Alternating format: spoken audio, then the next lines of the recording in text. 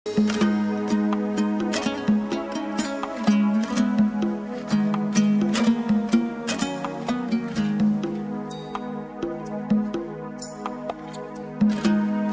отбасымызды мысалға алатын болсақ, менің келіншегім орыс, балдарым Аллаға берген, Алланың берген.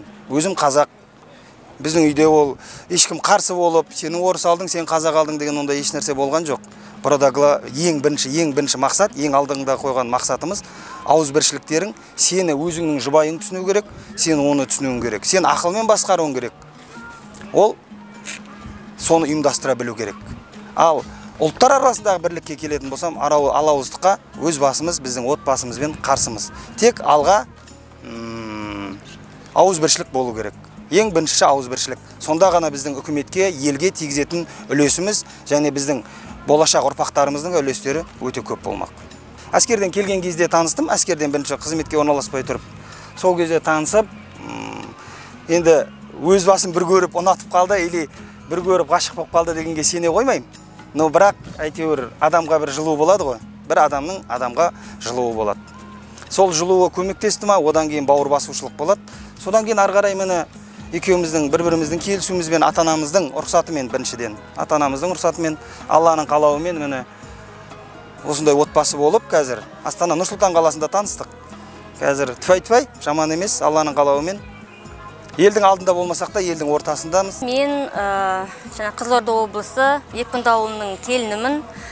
Бұл ауыл өте салт, дәстүр сақталған, әдет-ғұрып сақталған ауыл. Осы отбасының келіні болып келемін, атын атай алмаймын. Өте жақсы, маған ондай қиын болған жоқ. Қазақ ұлтқа күйеуге шығуға бәрі жақсы болды, жақсы қабылдады.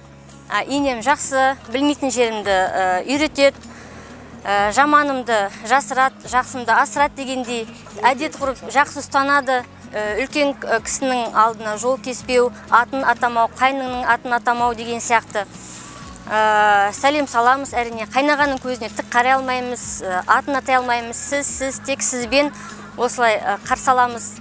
Балаларым міне Қазақ орта мектебінде 29-ші мектепте оқиды. Абай Құнанбаев, көңілім менің қараңғы. Көңілім менің қараңғы, бол ақын, алтынды домбыраңмен келші жақын. Ішек бойлап 10 саусақ жорғаласа, бейіштің үні шығар қоңыр салқын.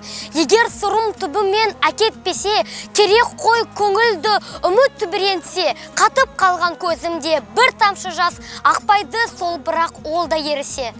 Біздің отбасымызда бәрі қазақша сөйлейді, өз басымда қазақша сөйлеймін.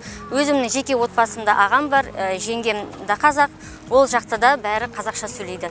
Дінім мұсылман дінін қабылдадым. Әлхамдулилля, мұсылманмын деп айта аламын. 1 мамыр мерекесі құтты болсын, бірлік, ауызбіршілік күні. Яғни біздің мемлекетімізде ауызбіршілігіміз мол болсын, осындай соғыстан, жаман нәрседен аулақ болайық. Тек елімізде бейбітшілік болсын, еліміз аман, жұртымыз тыныш болсын.